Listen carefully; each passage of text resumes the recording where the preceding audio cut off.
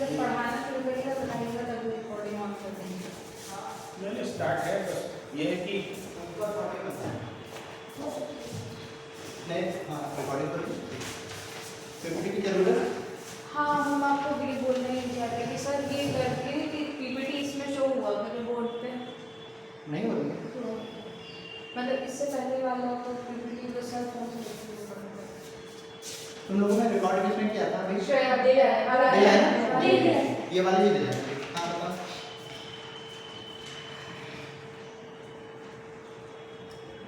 Actually आज के लिए अभी बता दूँ कि अभी मैंने बात खाली इंट्रोडक्टरी आपको चीज़ें कैसे हॉस्पिटल मैनेजमेंट में क्या क्या चीज़ें होती हैं उसके विषय में कुछ बताएंगे और लिखवा भी देंगे ताकि आप लिख लीजिए। इसके साथ साथ थ्योरेटिकल चीज़ें होती हैं, लेकिन आगे चल कर के हम लोग प्रैक्टिकली क्या क्या चैलेंजेस और वो चीज़ें होंगी उसको भी आगे चल कर के डिस्कस करेंगे। ठीक है, तो आज के लिए खाली अभी इंट्रोडक्शन में कुछ चीज़ें हैं वो आपको मैं मेंशन कर दूँगा।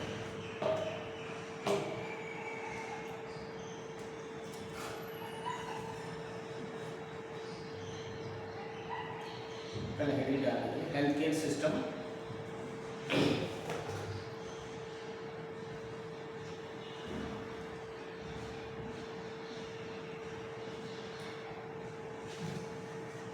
इसमें लिख लीजिए health care system aims on करना चाहिए कर सकते। Health care system aims to promote, prevent, cure and rehabilitate health. Healthcare system aims to promote, prevent, cure and rehabilitate health. First point. Second point. Hospitals are the backbone of the healthcare delivery. Hospitals are the backbone of healthcare delivery. And third point is hospital management backbone of healthcare delivery. And third point is hospital management ensures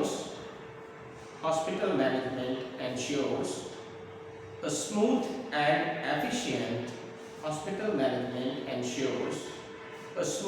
and efficient hospital functioning. इसको समझते हुए चलते हैं।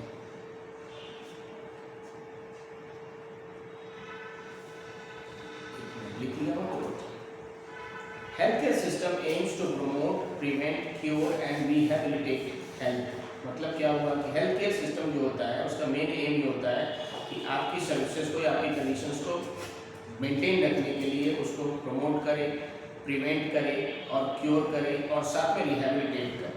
तो ये अगर चारों चीज़ें किसी भी हेल्थ केयर सिस्टम का बेसिक जो जिसको कहते हैं कि स्ट्रक्चर होता है वो यही होता है कि आपको इस तरीके से प्रमोट करें कि आपको अपनी हेल्थ के लिए अवेयर रहें, केयर करें उसकी, साथ में अगर कोई चीज़ हो जाती है कोई डिजीज़ तो उसको होने से पहले कोशिश करें प्रिवेंट करें, अगर हो भी जाती है तो फिर उसको क्योर करें और क्योर करने के बाद फिर से आपको रिहैबिलिटेट करें।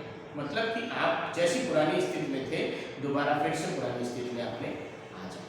नेक्स्ट पॉइंट है हॉस्पिटल्स आर बैकबोन। ऑब्वियस सी बात है हेल्थ केयर सिस्टम का हॉस्पिटल्स बैकबोन है, क्योंकि कोई भी अगर किसी भी वर्ल्ड में किसी भी जगह पे अगर किसी भी ऐसी कंडीशन में आता है जहाँ उसको कोई डिजीज़ होती है या कोई डिसेबिलिटी होती है तो उस स्टेज में वो पेशेंट हॉस्पिटल ही जाता है। एक नॉर्म्स जो बने हैं इंटरनेशनल लेवल, उस स्टेज में पेशेंट की जो कंडीशन होती है उस कंडीशन को उसकी मेरिट्स के बेसिस पे ही हैंडल किया जाता है। तो असेसमेंट और फिर उसके बाद केयर, फिर प्रॉपर उसको मेंटेन करके ओके करके ठीक करके फिर उसको वापस बैक टू होम भेजने के लिए तो वो सारा जो एक पूरा सिस्टमेटिक प्रोसीजर है वो पूरा हॉस्पिटल के ही थ्रू प्रोसीड होता है। क्योंकि हम किसी भी ऐसी इमरजेंसी कंडीशन में जब पेशेंट होता है तो लेकर के जैसा है वैसा ही लेकर के एक इंग्लिश में वर्ड बोलते हैं उसको हम लोग स्टेटस क्वो। स्टेटस क्वो क्या होता है कि जैसे कोई चीज़ हुई है अब उसी कंडीशन में हम उस पेशेंट को वहाँ से लेकर के हॉस्पिटल पहुँचाते हैं, फिर आगे फर्दर कोर्स ऑफ एक्शन जो है वो वहाँ से स्टार्ट। तो इमरजेंसी में पेशेंट को हम असेस करते हैं कि स्टेप बाय स्टेप कि हमको क्या करना है। उसमें भी जो बेसिक नॉर्म्स होते हैं मैनेजमेंट के वो ABC होता है।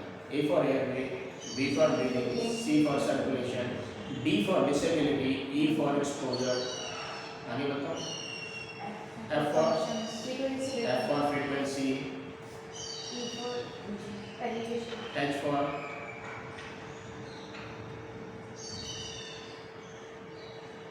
नहीं, G for E F G।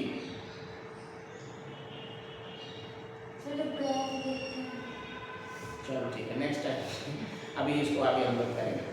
तो ये चीज बेसिकली ये पता हो कि हमको स्टेप बाय स्टेप इस तरीके से। इसमें डी फॉर डिसेबिलिटी होता है, मतलब हम पेशेंट को असेस करते हैं कि कोई डिसेबिलिटी तो नहीं, ऑर्गन में कोई दिक्कत तो नहीं है। और ई फॉर एक्सपोजर, एक्सपोजर में क्या होता है, कभी कभी हम पेशेंट को कोई ऊपर से देख करके तो लगता है कि हाँ ठीक है ऐसा कुछ है, लेकिन अंदर कोई जिसको कहते हैं इंटरनल कोई इंजरी हो जिसको हमने ऑब्जर्व ना किया हो, तो उसके लिए एक्सपोजर करना होता है। तो क्लॉथ्स अगर कोई पहने हैं तो उसको हटा करके चेक कर लेते हैं, कोई इंजरी तो नहीं है, कोई कट तो नहीं है, कोई लैसरेशन तो नहीं, कोई एब्रेजन तो नहीं, कोई ब्रूजेस तो नहीं है। या कभी कभी आप फीमेल हैं लेकिन फिर भी मैं इसको मेंशन करूँगा कि कभी कभी क्या होता है कि ये जो हमारा बीच का हिस्सा होता है उसको बोलते हैं पेरिनियम। तो अक्सर क्या होता है, पेरिनियल जो इंजरी होती है, ये एरिया जिसको पूरा ये पेल्विक गर्डल है, इस एरिया में जो इंजरी होती है इसको हम लोग ऑब्जर्व सही से नहीं करते। तो इनकेस कभी कभी क्या होता है, एक्सीडेंट्स के केसेस में या कोई ट्रॉमा के केसेस में इस एरिया में भी इंजरी हो जाती है, लेकिन उसका असेसमेंट सही ना होने के कारण वो पर्टिकुलर चीज छूट जाती है, जिसकी वजह से फर्दर जब कॉम्प्लिकेशंस क्रिएट होते हैं तब ये समझ में आता है कि ये मुश्किल होगी। फिर जब एक्सरे और अदर इन्वेस्टिगेशन अल्ट्रासाउंड ये सब करके देखा जाता है तब समझ में आता है कि हाँ यहाँ पे कोई ऐसी प्रॉब्लम हो गई है। तो अगर पहले हम एक्सपोजर करके असेसमेंट कर लेते हैं तो फिर उस क्राइसिस से हम बच सकते हैं। अच्छा, तो ये हो गया दूसरा पॉइंट। तीसरी चीज़ है hospital management ensures smooth efficient hospital functioning. Simple सी बात है, अगर हॉस्पिटल मैनेजमेंट जो होता है उसमें अगर चीज़ें सिस्टमेटिक है तो कोई भी काम जो होगा वो एफिशिएंटली होगा और स्मूथ होगा। अगर सिस्टमेटिक नहीं है तो फिर एक केओस क्रिएट होता है कि किससे मिलें, कहाँ जाएं, क्या करें, कैसे करें, तो वो सारी चीज़ें नहीं उससे फिर क्रिएट होंगी अगर सिस्टमेटिक है। Next is meaning of hospital. Meaning of hospital. A hospital is a healthcare institution providing. A hospital is a healthcare institution providing. क्रम से लिख लीजिएगा। पहला diagnostic services, diagnostic services. Next curative treatment, curative treatment. And third is preventive and rehabilitative care, preventive and rehabilitative care. Next लिख लीजिएगा नीचे, serves both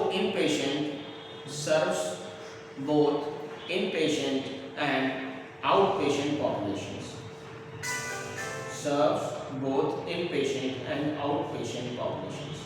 तो hospital क्या होता है, ये हॉस्पिटल एक हेल्थ केयर इंस्टीट्यूशन होता है जिसमें डायग्नोस्टिक सर्विसेज, क्यूरेटिव सर्विसेज और प्रिवेंटिव और रिहैबिलिटेटिव सर्विसेज होती हैं, जहाँ पे हम पेशेंट की ये चारों लेवल पे पेशेंट का असेसमेंट, केयर, मैनेजमेंट और उसको फिर रिहैबिलिटेट भी करते हैं। और इसमें ये सर्व्स करता है both in patient and out patient. In patient क्या होता है पता है, जो आईसीयू के, हाँ, जो इंडोर में मतलब जो एडमिट है, और एक आउट पेशेंट जो ओपीडी में आते हैं।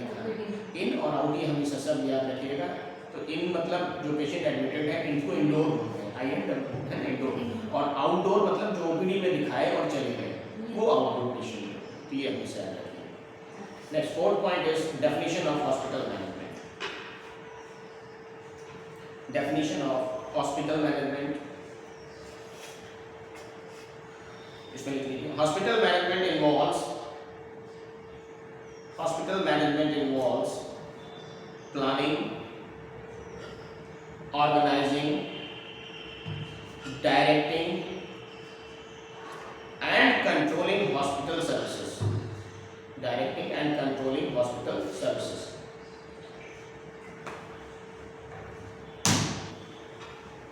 Next, focuses on effective utilization,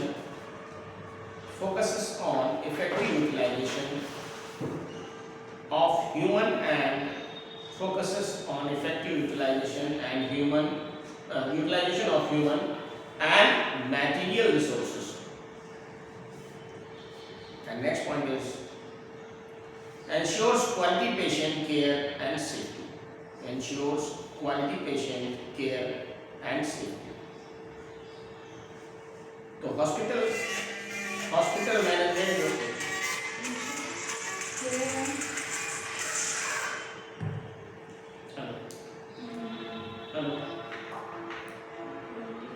lock कर लीजिएगा भैया जरा से। हाँ नंबर दिया होगा।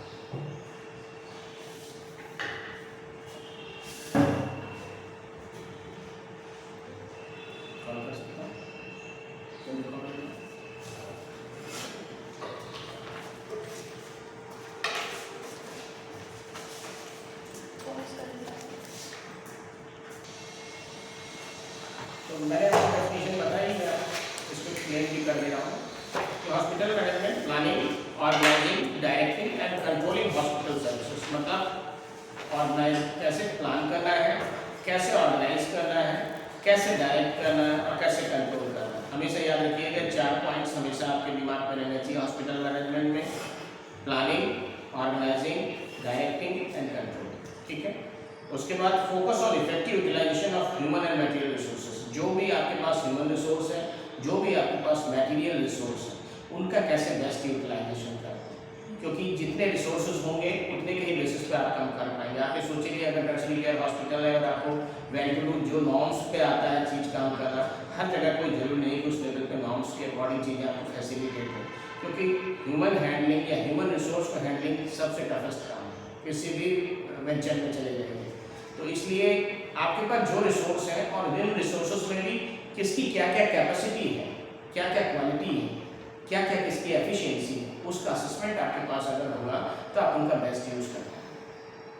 हम बाहर से लाने से बेहतर है अंदर के ही लोगों को अगर हम हैंडल कर पाए सही से, तो हमें बहुत ज़्यादा ओवर एक्सेस करने की ज़रूरत नहीं है। तो ये हमारी सेंसिबिलिटी हो कि हमारे पास जो रिसोर्सेज हैं उनके हिसाब से ही काम कर लें, तो आप सबसे बेस्ट मैनेजमेंट के आदमी माने जाएंगे। भाई मैनेजमेंट यही चाहता है कम खर्चे में अच्छा काम हो जाए, ऑब्वियस सी बात है, सबका रूल यही होगा। आप भी कभी मालिक बनेंगे तो आप भी यही सोचेंगे कि एकदम, तो उस स्टेज को आपको कैसे हैंडल करना है, तो अपने रिसोर्सेज को भी बेस्ट कैसे यूटिलाइज करें। अब लेकिन ये नहीं हो कि भाई जो जिसके बिल्कुल लेवल का ही नहीं है लेकिन उससे वो काम करा रहे हैं, बोले नहीं भाई तू ऐसा है तो ऑपरेशन कर लेगा, तो वो नहीं हो सकता। So as per the requirement and as per the capacity what things are matching with each other, you are able to handle that। इतना बेसिक अगर आप लेके चलेंगे, हमेशा याद रखिए एक शब्द बोलते हैं किफ़ायत। तो अगर हम किफ़ायती चीज़ें मैनेज कर ले जाएंगे तो सबके प्यारे रहेंगे और काम भी अच्छा। बस हाँ कि आपका वर्क कंप्रोमाइज़ नहीं और क्वालिटी कंप्रोमाइज़, दो चीज़ का ध्यान रखिए, क्योंकि जहाँ पे वर्क कंप्रोमाइज़ होता है, अगर कंप्रोमाइज़ मान लो वर्क नहीं भी है लेकिन क्वालिटी कंप्रोमाइज़ होगी तो फिर चैलेंज क्रिएट होगा। फिर नेक्स्ट है इंश्योर, देखिए पॉइंट में आता है ensure quality patient care and safety. तो वही बात है कि आपको क्वालिटी मिलनी है। Next point overview of health care system. Overview of health care system, इसमें लिख लीजिएगा health care system consist of, नाम लिखते जाइएगा, health institutions, next healthcare personnel, next equipment and technology, healthcare personal जो लोग हेल्थ केयर में काम करते हैं, health care personal, equipment and technology, policies and financing, and ये 3 चीज़ें जो है बेसिकली 4 चीज़ें इंपॉर्टेंट। आगे एक पॉइंट लिख लीजिएगा, hospitals acts as the central unit of the system. Hospitals acts as the central unit of the system. ठीक है। नेक्स्ट कंपोनेंट्स, हॉस्पिटल के सिस्टम के नहीं नहीं, जो कोई भी चीज़ अगर हेल्थ केयर से रिलेटेड की बात हो रही है तो हेल्थ केयर में सेंट्रल यूनिट यही है, और कौन सी चीज़ हम मानेंगे। अच्छा, इसमें भी क्या होता है, थोड़ा सा लंबा हो जाएगा लेकिन बता देते हैं। जैसे कोई चीज़ है आपका, ये तो इससे रिलेटेड है ही, लेकिन जैसे बेसिक लेवल पे अगर लेंगे तो पीएचसी से लेकर सीएचसी, फिर आपका डिस्ट्रिक्ट हॉस्पिटल, फिर आपका मेडिकल कॉलेज, फिर ट्रॉमा सेंटर, फिर अपर लेवल पे आप चले जाएँ तो लेवल ऑफ मैनेजमेंट और जो एक स्टैंडर्ड केयर प्रोसीजर होता है हॉस्पिटल का, जो मैनेजमेंट प्रोसीजर होता है वो एक ही जैसा होता है, बस साइज और कैनवस बड़ा होता जाता है। उसी हिसाब से सर्विसेज और जो पर्सनल होते हैं उसमें काम करने वाले वो एक्सटेंड होते जाते हैं, और जो मटेरियल्स हैं, ये सारी चीज़ें हैं, उसी हिसाब से एक्सटेंड होते जाते हैं। लेकिन जो एक जिसको कहते हैं बेसिक प्रोटोकॉल है वो एक ही जैसा चलता है। ये बात बस समझ। नेक्स्ट है components of health care system. Components of health care system, इसमें लिख लीजिएगा preventive services, preventive services, promotive services, preventive services, promotive services, curative services, and fourth is rehabilitative services. Preventive, promotive, curative, rehabilitative services. ये चारों services बहुत ही main होती है। इसमें नीचे लिख लीजिएगा hospitals integrates all these services. ये जो चारों सर्विसेज हैं इसका याद रखिएगा। इसको चाहे तो पीपीसीआर करके कहीं बना के फॉर्मूला रख लीजिए तो आपको याद रहेगा, क्योंकि कंपोनेंट आपको बहुत ज़रूरी है ना। तो ये कभी कभी किसी चीज़ का एप्लीकेशन बना के रख लिए, चुपे से बताना किसी को नहीं, अपने दिमाग के लिए वाइवा में होगा, पूछा जाए आपको, या आपको कभी एग्जाम में आता है, आपको ज़्यादा दिमाग नहीं लगाना, आपको तुरंत आपके दिमाग में बेसिक पढ़ा है, मान लीजिए भूल गया कंपोनेंट क्या होते हैं हेल्थ केयर, फार्मूला रटा हुआ था, कुछ तो आप उसमें लिख ही पाएंगे अगर समझते हैं। Next, levels of health care. Levels of health care ये मैंने अभी पहले भी आपको बताया, नामकरण से लिख लीजिए। पहला प्राइमरी लेवल, इसके आगे मेंशन कर लीजिएगा पीएचसीज, पीएच कैपिटल में लिखिएगा पीएचसी और अपोस्ट्रोफी एस, पीएचसीज, कॉमा सब सेंटर्स, उपकेंद्र जिसको हिंदी में कहते हैं, प्राइमरी हेल्थ सेंटर। नंबर 2, दूसरी heading secondary level, district hospitals. Third, तीसरा पॉइंट टर्शरी लेवल, इसमें लिख लीजिए स्पेशलिटी एंड टीचिंग हॉस्पिटल्स, जो सुपर स्पेशलिटी और स्पेशलिटी होते हैं उनका हो गया, या कोई टीचिंग हॉस्पिटल्स है। नेक्स्ट नीचे लाइन लिख लीजिएगा management complexity increases with level.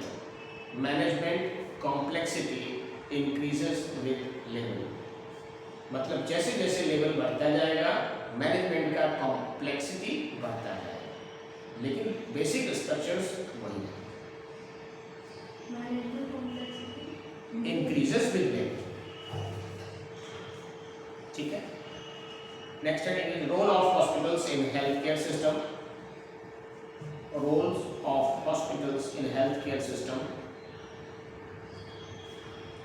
इसमें मेंशन करिएगा provide comprehensive patient care, provide comprehensive patient care, मतलब एक तरीके से समग्र पूरा उसका पेशेंट केयर दी जाती है ना। कॉम्प्रिहेंसिव ये नहीं कि एक पार्ट लिया छोड़ा गया, कॉम्प्रिहेंसिव पूरा, provide comprehensive patient care. Number 2, support disease control programmes, save as third point, save as training centers, serve as training centers for health professionals,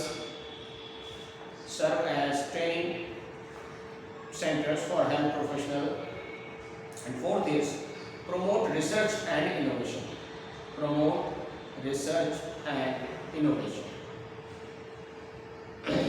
तो कहने का यहाँ कि it provides comprehensive patient care. तो जो पेशेंट की comprehensive care होनी चाहिए, मतलब ये नहीं कि एक चीज़ का मैनेज किया दूसरा छोड़ दिया, या एक का बनाया तो एक का बिगाड़ दिया, ऐसे नहीं। एक होलिस्टिक अप्रोच होना चाहिए और कंबाइंड फॉर्म में कॉम्प्रिहेंसिव पूरी चीज़ों को लेकर के चले, ताकि कोई चीज़ छूटे ना और पूरी recovery, full recovery systematic way में हो। एक चीज़। दूसरी चीज़ सपोर्ट डिजीज कंट्रोल प्रोग्राम्स, और इसके साथ साथ जो डिजीज कंट्रोल प्रोग्राम है उसको भी सपोर्ट किया है। Next, serve as training centres for health professional. तो जो हेल्थ प्रोफेशनल है उनको ट्रेनिंग सेंटर के रूप में भी एक तरीके से यूज़ किया जा सकता है। इसके साथ साथ प्रमोट रिसर्च एंड इनोवेशन। इसके साथ जितने भी केस आते हैं आपके पास, आप चाहे तो उनकी केस स्टडी भी कर सकते हैं पर्सनल लेवल पे भी, एक हॉस्पिटल अपने लेवल पे भी, लेकिन ये काम टर्शरी लेवल पे ज़्यादा होता है, प्राइमरी और सेकेंडरी पे नहीं होता उतना। तो टर्शरी वाले वो डेटा कलेक्शन और बाकी सारी चीज़ें करके अपने बेटरमेंट के लिए भी कर सकते हैं, हॉस्पिटल मैनेजमेंट के भी पार्ट से भी और पेशेंट की केयर के पार्ट से। मान लो डिफरेंट टाइप ऑफ केसेस आते हैं, उसमें कुछ स्पेसिफिक फिनोमेना उनको दिखता है उनके एरिया के हिसाब से, तो वो एक अलग से उसका प्लान करके और अपने हिसाब से भी मैनेजमेंट अगर करते हैं और उसको बेटरमेंट मिलता है तो उसको एक्सेस कर सकते हैं। Next heading is objectives of hospital management. Objective क्या होने चाहिए? Objectives of hospital management: provide quality and safe patient care. Provide quality and safe patient care. Next, improve patient satisfaction. Improve patient satisfaction. Next, improve patient satisfaction. Next, optimal utilization of resources. Optimal utilization of resources. And fourth is maintain standards and accountability. Maintain standards and accountability. मतलब क्या है कि जो भी hospital हो, hospital management से related कि quality और सेफ पेशेंट केयर मिलनी ही चाहिए पेशेंट को।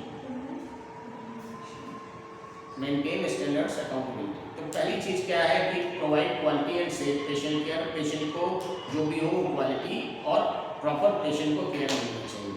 दूसरी चीज़ इम्प्रूव पेशेंट सेटिस्फैक्शन। सबसे बड़ी चीज़ होता है पेशेंट का सेटिस्फैक्शन, उस चीज़ का भी ध्यान रखना। उसके बाद ऑप्टिमल यूटिलाइजेशन ऑफ रिसोर्सेज, मतलब आपके पास जो रिसोर्सेज हैं उनका अधिकतम इस्तेमाल आप किस लेवल तक जाके कर सकते हैं वो होना ही चाहिए। ऐसा नहीं कि आपके पास फैसिलिटेशन था लेकिन आपने उसको रोक के रखा या कम यूज़ किया या बचाने की कोशिश की। मान लो किसी को 10 लीटर ऑक्सीजन की ज़रूरत है, हमने उसको 4-6 पे चला के रखा, हाइपॉक्सिक स्टेट क्रिएट हुआ, उसके ऑर्गन्स डैमेज हो गए, किडनी डैमेज हो गई और बाद में चल पेशेंट ARF में लैंड अप हो गया। काम होना चाहिए था वो हो सकता था, लेकिन हमने डेफिसिट यूज़ किया है, डेफिसिट में काम किया और उसको हमने कॉम्प्रोमाइज़ कर दिया। तो ये चीज़ें नहीं है। बैकअप जहाँ जितना देना है, मान लो कोई पेशेंट इमरजेंसी में आया, इमरजेंसी से उसको सिक हो जाता है, तो एज सून एज पॉसिबल आपका एक इस तरीके का कोड ऑफ कंडक्ट आपका एक्टिवेट होना चाहिए। एज सून एज पेशेंट को ICU में पहुंचा करके उसको रिससिटेट करें तुरंत और उसकी लाइफ सेव करें। प्रियोरिटी सबसे वहाँ पे तय है। अब ये ना हो साहब ये नहीं था वो नहीं था ऐसा नहीं कर पाए, those excuses will not be acceptable at any case. Is it clear? क्योंकि जो लोग मैनेजमेंट का पार्ट देखेंगे उनको भी इन चीज़ों के लिए फिर अकाउंटेबिलिटी सेट होती है। ये देखो अगला पॉइंट है मेंटेन स्टैंडर्ड्स एंड अकाउंटेबिलिटी। तो आप अपने स्टैंडर्ड्स अगर मेंटेन रखते हैं और अकाउंटेबिलिटी प्रॉपर रखते हैं तो हर लेवल पे आपको सक्सेस मिलनी है, कहीं आपको मुश्किल नहीं आनी है। अगर कोई मुश्किल भी आती है तो आपके पास कंटिजेंसी प्लान। उसको कंटिजेंसी समझते हैं?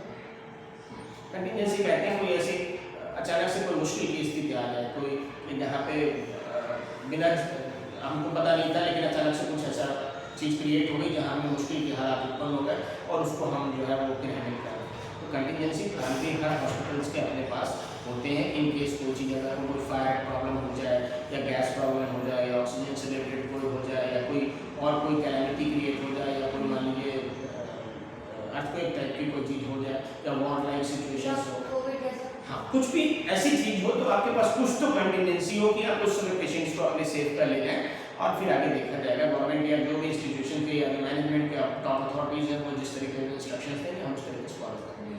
लेकिन ये कि हमारे पास कुछ तो हो, मान लो आप NICU में काम कर रहे हो या कोई बच्चे छोटे छोटे हैं उनको पता है सिस्टमेटिक तरीके से ऑक्सीजन और बाकी सपोर्ट पे लगे हुए हैं या वेंटिलेटर पे, अब कभी कोई क्राइसिस क्रिएट हो जाए तो बच्चे छोड़ के भागेंगे थोड़ा ना, हम भले ही ना रहे दुनिया में, लेकिन हम अपने सामने बच्चों को मरता हुआ नहीं देख सकते।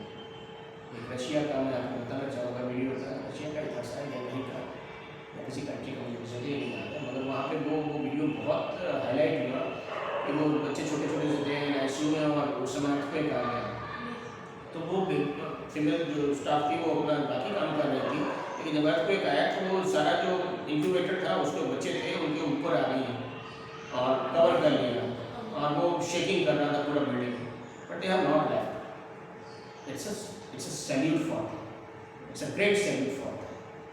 उन्हें पता है कि सब जाएंगे, बट उन्होंने अपने आप को सामने रख दिया कि कुछ भी गिरे तो हमारे ऊपर गिरे, बच्चों की ना आए। चीज़ें सेटल हो गई, सब बाद में फुटेज बाहर आया, तो ये मेडिकल का एक खासियत है। तो जब जिंदगी मौत की बात हो तो अपने लिए नहीं सोचना चाहिए, हमेशा दूसरे के लिए सोचना चाहिए, क्योंकि हमको ऊपर वाले ने, आपको पता नहीं है, मैं खुद डॉक्टर हूँ और बाकी लोगों को भी मैंने अपनी लाइफ में देखा है, हम लोग का प्रायोरिटी ये होता है कि हमको भले ही कुछ हो जाए, हम अपनी सेफ्टी पूरी करेंगे, लेकिन हमको कुछ भी हो जाए, लेकिन अगर हमारे हाथ में कोई चीज़ आई है तो वो बिगड़नी नहीं चाहिए। पूरी कोशिश हमको हर हाल में जहाँ तक मेरी क्षमता है आखिरी हमें करना चाहिए। लोग कहते हैं कि मेरा अपना पर्सनल है कि हम भगवान से भी लड़ते हैं, क्योंकि उन्होंने तो सेट कर रखा है कि आप किसको बुलाना है, लेकिन हम फिर भी लड़ते हैं कि जाने नहीं देते, तो कहते हैं उन्हें जाने नहीं देंगे, और तो वो जाने नहीं देंगे, हम पूरी कोशिश करेंगे कि ना जाएंगे। अब वो ताकतवर तो है ही, हमें पता है, छीनना चाहेंगे तो छीन ही लेंगे, लेकिन वो ये देखते हैं कि नीचे वाला कितनी कोशिश कर रहा है। एक छोटा बच्चा गिरता है बार बार और फिर उठता है, लेकिन एक बार वो उठता है तो फिर वो दौड़ना शुरू कर देता है और फिर ज़िंदगी में कभी गिरता नहीं। तो ये हमारे ऊपर है कि ऊपर वाला भी देखता है कि हम बार बार गिरेंगे तो मैं पड़ेगा फिर, बट अगर हम उठ के खड़े होना शुरू करेंगे तो फिर चलने के लिए रास्ते तो मिल जाएगा।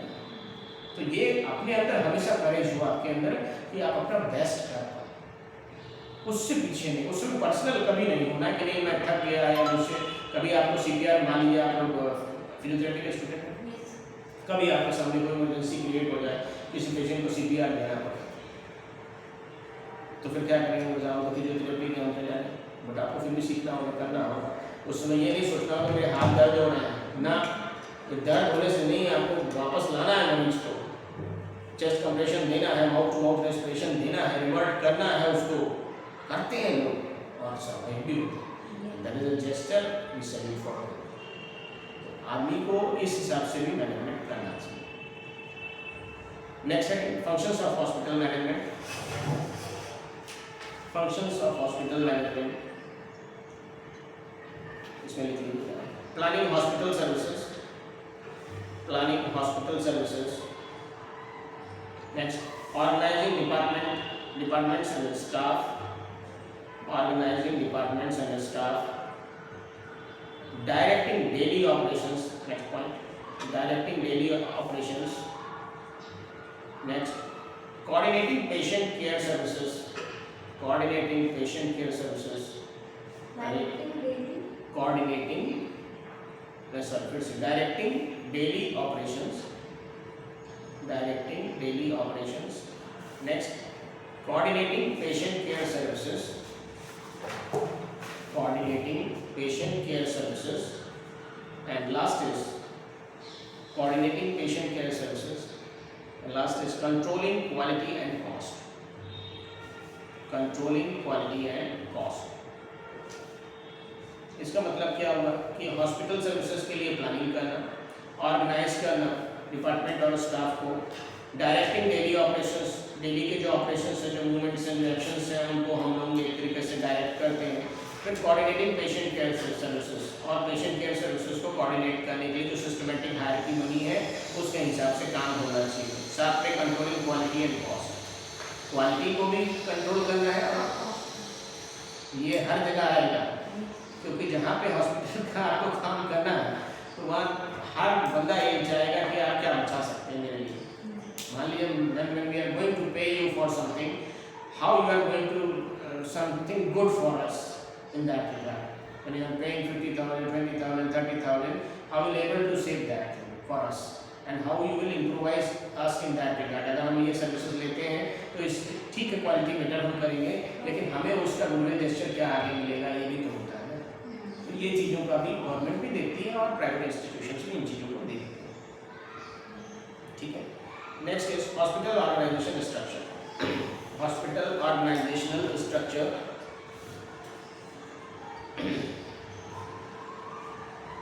ये बड़ा इंपॉर्टेंट है, इसको ध्यान रखिएगा। हॉस्पिटल ऑर्गेनाइजेशनल स्ट्रक्चर, इसको क्रम से लिख लीजिएगा। गवर्निंग बॉडी, पहला governing body, number 2 medical superintendent, bracket MS लिख लीजिएगा। मेडिकल सुपरिटेंडेंट, सुपरिटेंडेंट की spelling SUPERINTENDENT, superintendent. Next nursing superintendent, इसको NS लिख लीजिएगा। Next administrative officers, administrative officers, admin department होता है और हॉस्पिटल में होता है administrative officers. And last is departments, departmental heads, departmental heads, her department के हेड्स होते हैं। ठीक है, तो ये इस तरीके का एक पूरा ऑर्गेनाइजेशनल स्ट्रक्चर होता है, जिसमें जो सबसे ऊपर है गवर्निंग बॉडी है, मेडिकल सुपरिटेंडेंट MS जिसको कहते हैं, वो सारे डॉक्टर्स का एक तरीके से और पैनल का हेड होता है। कोई भी अगर मेडिकल से संबंधित इश्यूज है या हॉस्पिटल की और भी गतिविधियों से संबंधित कोई इश्यूज है तो वो ही देखेंगे। नर्सिंग का पूरा नर्सिंग सुपरिटेंडेंट देखती है। इसके साथ साथ एडमिनिस्ट्रेटिव, जो एडमिनिस्ट्रेटिव वर्क्स है वो सारे एडमिनिस्ट्रेटिव डिपार्टमेंट देखता है। जो गवर्निंग बॉडी है वो मैनेजमेंट भी हो सकता है, जो गवर्निंग बॉडीज होती है वो मैनेजमेंट का पार्ट भी होती है और अलग से भी मैनेजमेंट का डिपार्टमेंट होता है। इसके साथ साथ डिपार्टमेंट हेड्स, जितने भी डिपार्टमेंट हैं आपके यहाँ उसमें, उन सब के अपने एक हेड होते हैं और उनके नीचे की हायरार्की अलग से होती है। Next hospital services. Hospital services में क्या क्या आता है? क्लिनिकल सर्विसेज, हॉस्पिटल सर्विसेज में क्लिनिकल सर्विसेज डैश लगा के लिख लीजिएगा। OPD, IPD, emergency, ICU, OT, OPD, IPD, emergency, ICU, OT।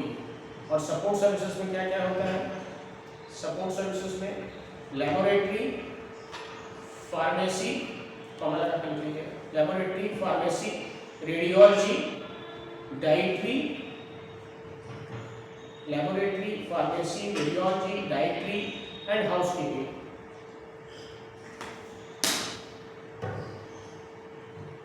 इसमें से कोई ऐसा टर्म जो आपको आता हो?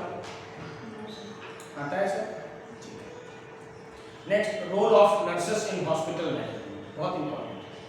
Role of nurses in hospital management, इसमें लिख लीजिएगा। Direct patient care, direct patient care, direct patient care. Next coordination among departments, coordination among departments. Next, maintaining records and reports, maintaining records and reports. Next, infection prevention and control, infection prevention and control. Next, quality improvement activities, quality improvement activities. ये 5 चीज़ें mention की गई है। पहला direct patient care, जो nursing staff है directly include होता है पेशेंट केयर में। इसके साथ कोऑर्डिनेशन अमंग डिपार्टमेंट्स, अलग अलग डिपार्टमेंट्स के साथ कोऑर्डिनेट करता है नर्सिंग डिपार्टमेंट। इसके साथ साथ मेंटेनिंग रिकॉर्ड्स एंड रिपोर्ट्स, जितनी भी रिकॉर्ड्स और रिपोर्ट है वो नर्सिंग डिपार्टमेंट ही करता है। इसके साथ साथ इन्फेक्शन प्रिवेंशन एंड कंट्रोल, क्योंकि डायरेक्ट पेशेंट से अटैच होने के कारण इन्फेक्शन और इन चीज़ों को रोकने की भी जिम्मेदारी नर्सिंग स्टाफ की या नर्सिंग मैनेजमेंट की होती है। इसके साथ साथ क्वालिटी इंप्रूवमेंट एक्टिविटीज, किसी भी पेशेंट की जो हैंडलिंग होती है उसमें क्वालिटी अगर मेंटेन होगी तो नेचुरली आप इन्फेक्शन को भी कंटेन कर पाएंगे और पेशेंट की रिकवरी में भी हेल्प आप कर पाएंगे। Next point is importance and challenges. क्या इंपॉर्टेंस है और क्या चैलेंजेस? तो पहले इंपॉर्टेंस लिख लीजिएगा।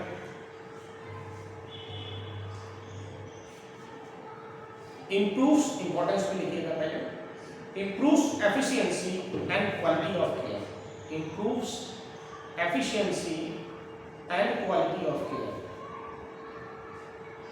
And next point is ensure ensures patient safety and satisfaction. Ensures patient safety and satisfaction. Next challenges पे लिख लीजिएगा. Staff shortage.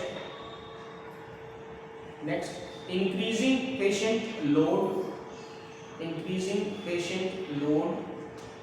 And third is rising healthcare cost.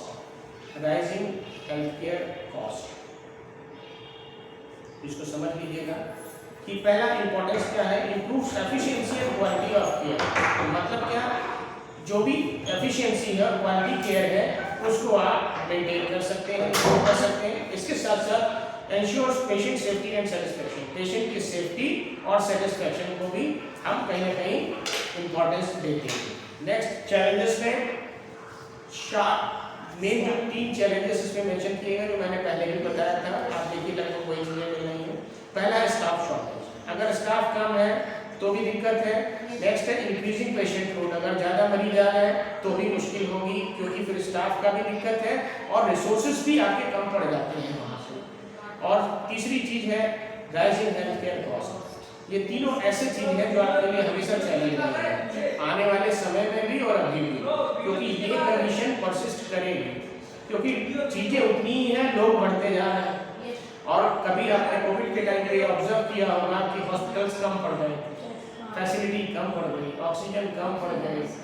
There are so many things and we have watched what the things have been done in the past.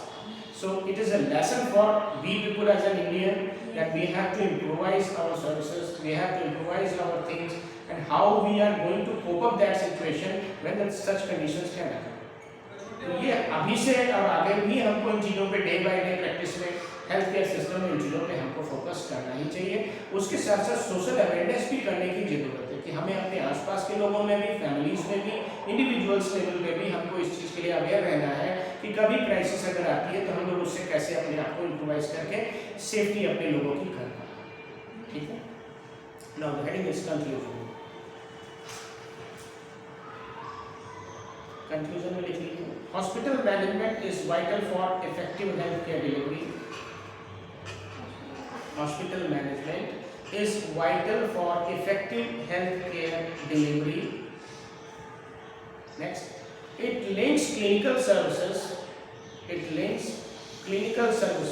with administrative efficiency. Clinical services with administrative efficiency. And third is a strong hospital management strengthens the healthcare system. मतलब क्या हुआ? Hospital management is vital for effective health care delivery. तो अगर hospital management हमारा systematic है, proper है और सही से है तो हम इफेक्टिव हेल्थ केयर दे सकते हैं, प्रभावी जिसको कहते हैं. उसके साथ साथ it links clinical services with administrative efficiency. और क्लिनिकल सर्विसेज को हम एडमिनिस्ट्रेटिव जो एफिशिएंसी के साथ अगर जोड़ के चलें तो और बेस्ट रिस्पॉन्स मिलेगा. इसके साथ साथ strong hospital management strengthens the health care system. अगर हॉस्पिटल मैनेजमेंट हमारा स्ट्रॉन्ग है तो उसकी वजह से हमारा जो हेल्थ केयर सिस्टम है वो भी स्ट्रॉन्ग है. तो ये बेसिक एक इंट्रोडक्शन है कि कैसे हम अपनी चीज़ों को हेल्थ केयर सिस्टम में हॉस्पिटल मैनेजमेंट के पार्ट में चीज़ों को इस तरीके से अगर हम इम्प्रोवाइज करें और इस तरीके से प्लान करें तो हम एक बेस्ट सर्विसेज दे सकते हैं. ठीक है. कोई डाउट, एनी क्वेश्चंस? नहीं, आप लोगों के नाम कर सकते हैं. श्रेया सिंह भगवान. श्रेया सिंह.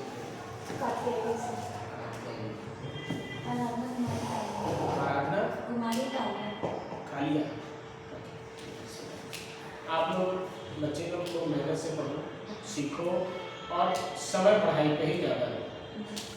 अभी उसको आप चाहे तो बंद कर सकते हैं. कुछ चीज़ें वैसे भी आपको नॉलेज के लिए बता देता हूँ कि